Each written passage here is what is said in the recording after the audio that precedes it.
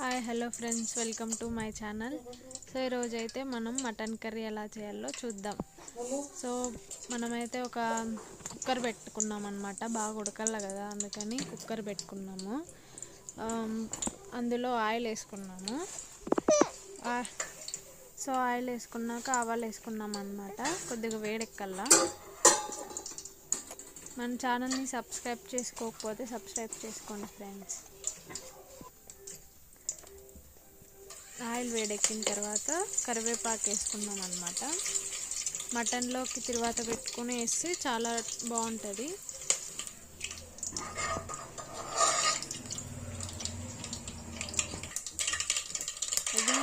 ఇది గొర్రె అన్నమాట. మటన్ గొర్రె మటన్.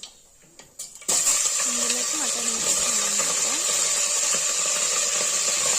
అయితే ఒక కేజీ మటన్కి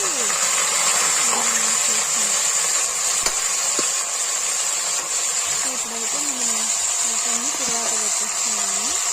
అది కొద్దిసేపు అట్లా మగ్గని వెళ్ళామన్నమాట. కలబెట్టి కొద్దిసేపు మగ్గని వెళ్ళాలి. లో ఫ్లేమ్లో పెట్టుకొని అలా చేసుకోవాలన్నమాట. సో మా స్టైల్లో అయితే మటన్ ఇలా చేస్తామన్నమాట. నాకైతే చాలా బాగుంటుంది. మీరు ఒకసారి ట్రై చేయండి, మీకు కూడా బాగా అనిపిస్తుంది అనుకుంటాను. తర్వాత ఇంకా దీంట్లోకి మసాలాలు యాడ్ చేద్దాం. ముందుగా కారం వేసేద్దాం. మిరప్పొడి 1 కేజీకి 3 స్పూన్లు. బాగా కలబెట్టుకోవాలన్నమాట. చూడు మగ్గిన తర్వాత అలా అవుతుందన్నమాట. తర్వాత ధనియాల పొడి ఒక 4 స్పూన్స్ వేసుకున్నాం. తగినంత పసుపు వేసుకోవాలన్నమాట. అంతా కలబెట్టుకోవాలన్నమాట.